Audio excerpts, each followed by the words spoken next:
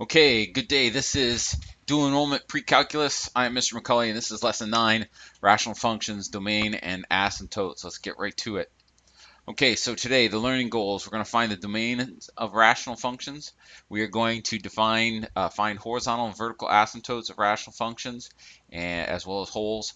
And then we're also going to use rational functions to model and solve problems. So first thing we want to do is define what a rational function is. Rational function is a ratio of two polynomial functions. So here our rational function r of x is going to be the ratio or a fraction of p of x over q of x, where both p and q are polynomial functions. And so just a real quick example of that, I'm going to shoot ahead just so you can see general idea. So here is a rational function. Here's our f of x.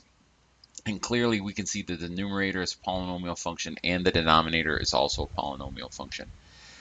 Vertical asymptotes are defined as any non-reducible factor of the denominator of a rational function that produces a division by zero will produce a vertical asymptote. So essentially what a vertical asymptote is, kind of a vertical boundary line. It's an imaginary line. And since it's a division by zero, it doesn't exist. But what the function does is it gets close to that value. It gets closer and closer to that vertical asymptote. And then we want to note that a reducible factor of the denominator will produce a hole in the graph, and that you will have to be able to draw that thing, but it will not be shown in the graphing calculator. Finding the domain rules do not change, still haven't changed, but because we are going to have divisions by zero, we are going to have to limit the domain. So in this case, the rule that's going to be most important to us is this first one, is any divisions by zero must be removed from the domain. And again, we're always going to start with all real numbers and then remove values based on those three rules that we've seen before. Rules for finding horizontal asymptotes, and the way that you do that is you compare the degrees. So if I go back to that equation that I had before here, we look at this polynomial on the top. It is a quadratic because its highest value or highest degree term is squared. Excuse me, I had to burp there, sorry. And in the denominator, we have x squared is its highest degree term. So in this case, when we compare them, we would say degrees of the numerator and the denominator are the same. So when we go back to these rules for finding horizontal asymptotes, if the degree of the numerator is greater than the degree of the denominator, then there is no horizontal asymptote. If the degree of the numerator is equal to the degree of the denominator, then the horizontal asymptote is the ratio of the two leading coefficients. So if we go back to this one here, since the degree of the numerator and the degree of the denominator are the same, we would say, all right, the leading coefficient of the numerator is 1, the leading coefficient of the denominator is 1. 1 over 1 would be 1, so y equals 1 is our horizontal asymptote in that case. And then finally, if the degree of the numerator is less than the degree of the denominator, then the horizontal asymptote would be 0. Or in this case, y equal to 0. So right now, I want to talk about, just start looking at these and start finding some of these pieces, because we're going to need to be able to do that. So if I look at this particular function here, and we have some questions, and I'm combining some. The page 147 out of the text, number 10, asks you just to find the domain of the function. I am going to also add in vertical and horizontal asymptotes just so that we can start practicing that and use our time wisely. But the domain of the function is going to be values of x that are going to produce either division by zero or a even root of a negative number. Now, clearly there is no even root that we have to worry about here, but we could have some divisions by zero simply because in the denominator here we have a variable expression. And so what I'm going to say is the first thing we want to do is we're going to factor the denominator. Now, in many cases, we're going to factor the numerator and the denominator, but since this numerator is already a linear factor, we're going to leave it alone. Now, I see down here a difference of squares, so I'm going to say that my f of x can be 4x over, it'll be x minus 1 and then x plus 1. Now, because there is no x minus 1 factor or x plus 1 factor in the numerator, we are going to say that both x minus 1 and x plus 1 are irreducible. I think. Maybe it's irreducible. Let's look at so produces division. Uh, well, looks like it's okay. Let's see if I get yeah, looks like we're okay. Okay, so back to this. Sorry. We're going to keep going. Are irreducible, and since I can't cancel any of those out, I'm going to have vertical asymptotes. So, or I'm going to have divisions by zero. So A, my domain, all reals where x is not equal to plus or minus 1. That's going to be my domain. That's what I'm going to write there. Now, because we can't reduce them, these things that we're eliminating from the domains are also going to become vertical asymptotes. So in part B, we're going to have a vertical asymptotes at x equals 1 and x equals negative 1. So those things. Now, horizontal asymptotes, C. We look at the degree. The degree of the numerator is just 1 because it's a linear factor. And the degree of the denominator is 2. So if I go back to these rules here, the degree of the numerator is greater than the degree of, or no, is not. So we're down here actually. If the degree of the numerator is less than the degree of the denominator, then the horizontal asymptote is equal to 0. So essentially what we're saying is because the x squared grows so much faster than the x, this thing is eventually going to have a big number divided by an even bigger number. And when you take a smaller number divided by a bigger number, you get closer and closer to 0. So my horizontal asymptote is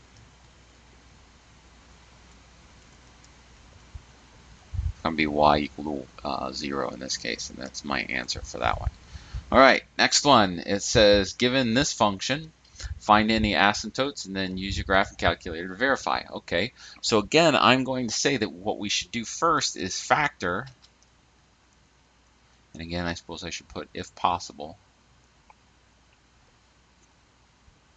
the numerator and the denominator into linear factors. All right, so we don't have a difference of squares or anything here, but all I have is a common factor, so I can rewrite the numerator. I can factor out a x from both terms, so I've got x and then x minus 4. And this, again, just like in the last one, is a difference of squares. Both x squared and 4 are perfect squares. So difference of squares factors to x minus 2, x plus 2. And so clearly, again, we have non-reducible factors in the denominator. We can't cancel anything out. So our domain is going to be all values of x where x is not equal to positive 0 because our positive 2, that makes that 0, and negative 2 because it makes that second factor 0. But it's also going to give us some horizontal asymptotes.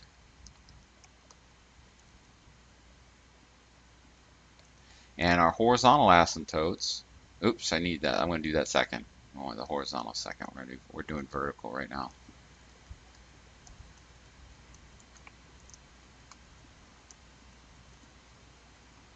Again, they're going to be wherever we have non-reducible divisions by 0. So x equals 2 causes a division by 0, and x equals negative 2 causes a division by 0.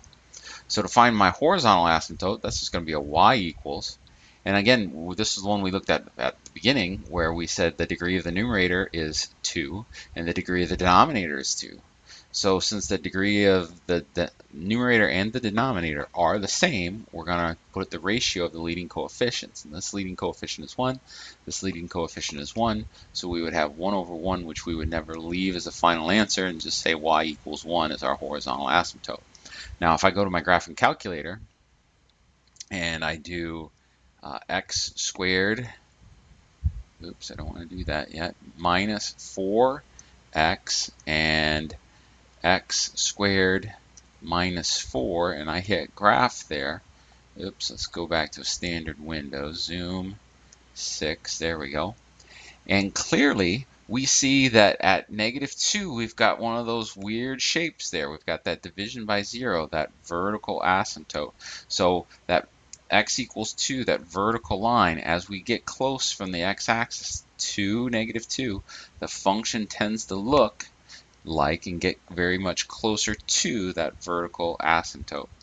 And then same thing over here at x equals +2. We get the same thing. Now, as far as the horizontal asymptote goes, we said it was 1, and so let's graph y equals 1. And clearly we can see that as the function goes towards -infinity and the x values go to +infinity, the function tends to look like that value or that linear equation, that y equals 1.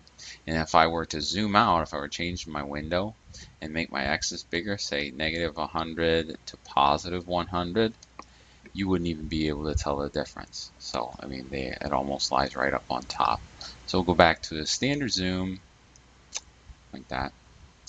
The one last thing I want to point out before I move on is you'll notice right here that the function and the horizontal asymptote do in fact intersect, and they will sometimes, not always, sometimes intersect near the origin where you have a lot of things going on.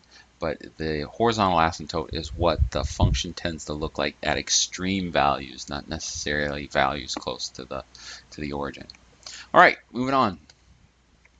I'll find the asymptotes in any holes if they have them, and we're going to verify using the graphing calculator. Here we have a function that is, again, we're going to have a quadratic on the numerator and the quadratic in the denominator. Fortunately, both of these 2-factor, and so if I look at this, I've got 3 and 5 would be 15, and if I go 1 and 1 and I have a difference, 3 times 5 is 15. If I go 1 times 1 and subtract from 15, I'll get 1. And then 3 times 2 is 6. And then 1 times 1 would be 1 to give me a 7. So this thing actually factors again. And again, if you can't factor it in your head, you can always use the quadratic formula. That's always an option. But clearly we have 3. It'll be 3 plus x and 5 minus x. Do I want to do it like that? Oh, no. 1 minus 5x. That's what I want. That's right. Be 1 minus 5x. Just to check. 3 times 1 would give me the 3. 3 times negative 5x would give me negative 15x. X times 1 would give me positive 1x, plus the negative 15x gives me the negative 14, and then x times negative 5x gives me negative 5x squared. So that works out. And then on the bottom, I'm going to have 3 plus x again.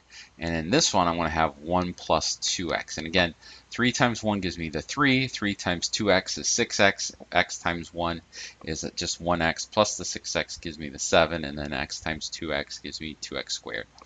And so here we have our first example of where we're going to have a hole. So clearly right here, and again, all you got to do is take a quick look. We could cancel those two out.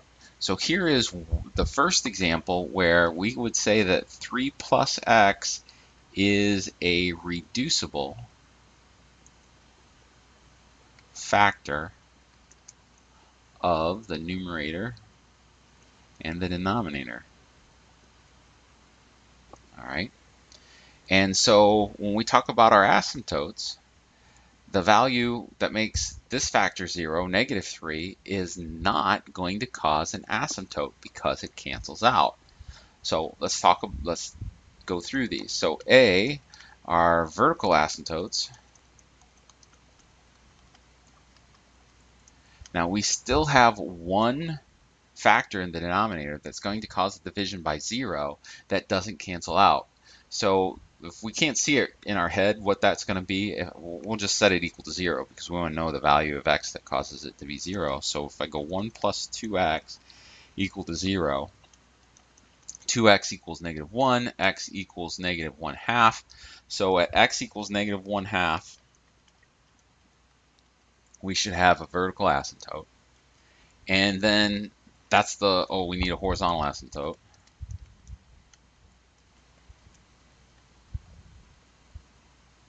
That's going to be y equals, and again, so we're comparing degrees, so I've got an x squared and an x squared, so they're equal. So the leading coefficient in this one is -5, and the leading coefficient in the denominator is 2. So I would go -5 over 2. Now, -5 over 2 doesn't reduce, so we will leave it like that and call those our asymptotes. Now, where's our hole? Our hole is going to be at the reducible division by 0, where the factors reduce. And so this one's pretty easy, and we've said it before. What makes 3 plus x equal to 0? Well, x equals -3 makes that 0, and that's where I'm going to have my hole here. All right, so verify using the graphing calculator. Well, let's take a look at what the graphing calculator. Let's go to y equals, go over here, clear this out, and let's see if I can remember what it was. I can't. So it was 3 minus 14x minus 5x squared. And then in the denominator, let's go down, let's clear that out. It was 3 plus 7x plus 2x squared. I think that's correct. Let's see if our graph matches up. Oh, and we want to change our horizontal asymptote to be -5 over 2. We can do it that way. All right, so let's hit graph. All right, so this looks real good here. We said negative, what do we say? -1/2. So right there is going to be about -1/2. And we have our vertical asymptote right there. And then we have a horizontal asymptote. And we can clearly see that as we go towards those extreme values, our horizontal asymptote is going to be that -5/2. Okay. So this next one, it says here, find the zeros of the function and then use a graphing calculator to clarify. Now, the zeros of the function, if we look back here, this particular function that we did in the last question has 1, 0. It has 1, 0 right here, okay, where it crosses the x-axis. So it's the value for x that makes the function equal to 0. Well, we have rational functions, which are ratios, and we have to ask ourselves, what makes a fraction equal to 0? 2 L's. Question mark. Well, what makes a fraction equal to 0 is when the numerator is equal to 0. And remember, if the denominator also equals 0, then it's still undefined. 0 over 0 is still undefined. 0 over 4, 0 over 10, 0 over anything but 0 is 0. So when it says find the zeros of this particular fraction, we really only have to look at the numerator here. So if I go x to the third plus 8, and I want that to be equal to 0. Now there's a couple of different ways that we can look at it. And I picked this one simply because I wanted to review a special factoring case. And if you remember from Algebra 2, a to the third plus b to the third would be equal to a plus b times a squared minus ab plus b squared. And so this is a special factoring case, and this thing right here, the second factor, is a quadratic factor, but it is irreducible over the reals. So if my x to the third is my a to the third, then my a is just going to be x. If my 8 is my b to the third, then my b is just going to be 2, and then a squared would be x. Oh, that stinks. We get x squared, and then it would be minus 2x, and then plus 4. Now this thing, the second thing, can't be reduced, all right, over the real numbers, so I get 2 imaginary zeros. But what makes x plus 2 equal to 0? Well, x equals -2 is the only real number that makes that thing equal to 0. Now, we could do it a different way, but we miss out on those imaginary zeros, and we're worrying about what those imaginary zeros might be. If I went x to the third plus 8 equal to 0, if I went x to the third equals -8, and then I'm not going to do another page. I take the third root of both sides, x to the third power to the 1/3 equals -8 to the 1/3, and I ask myself, we multiply, so 3 times 1/3 gives me just x, and then what times itself 3 times is -8, -2, and that is also a solution, but it doesn't give us those imaginaries. So just be careful, is all I'm saying here. All right, last one. The sales S in thousands. Wait a second.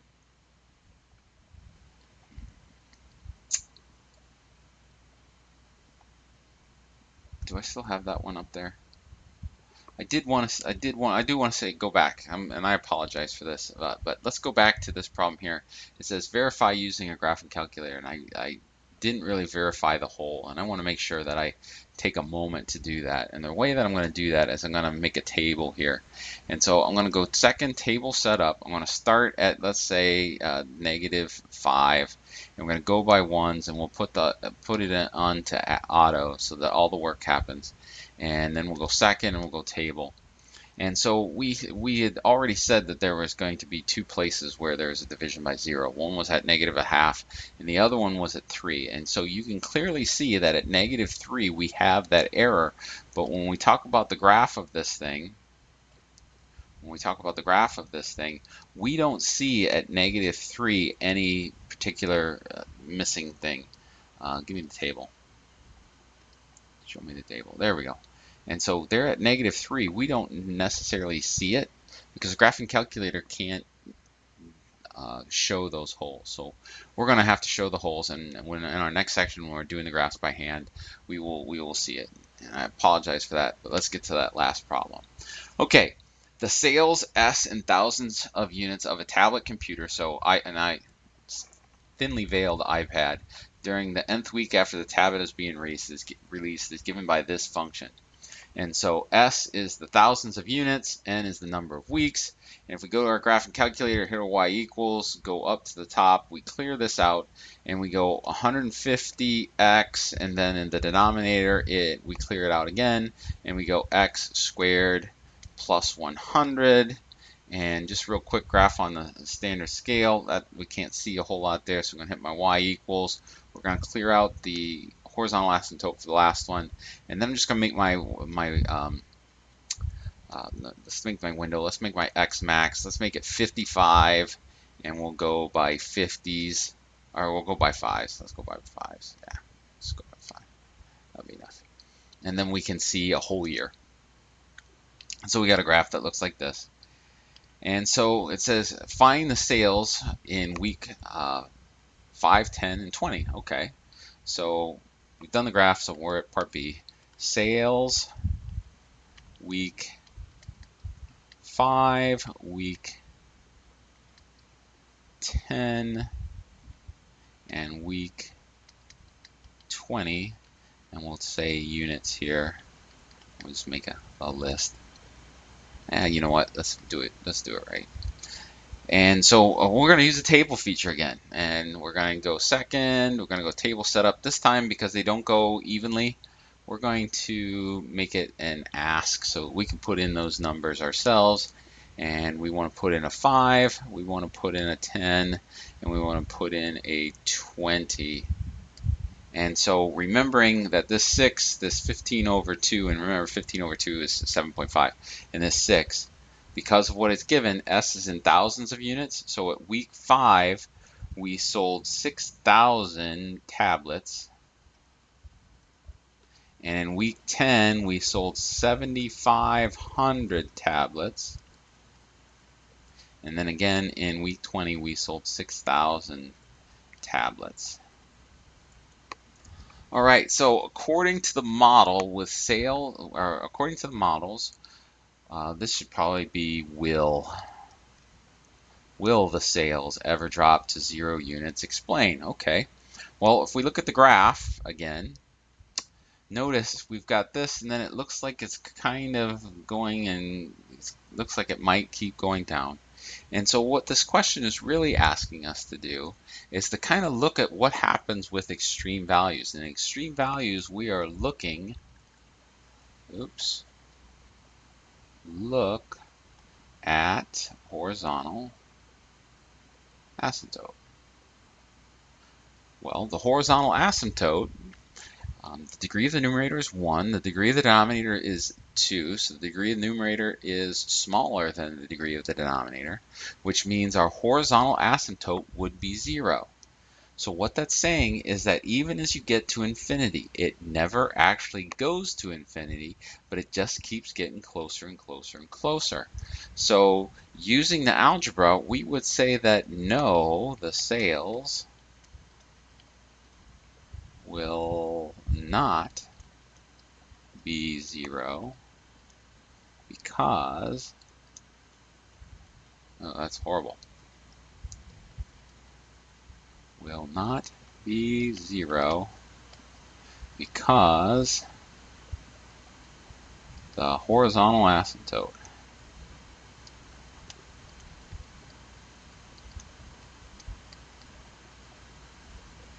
is 0. All right, so the horizontal asymptote is our boundary line. Now, in the real world, will those sales eventually be 0? Sure, they will when we stop selling it. All right.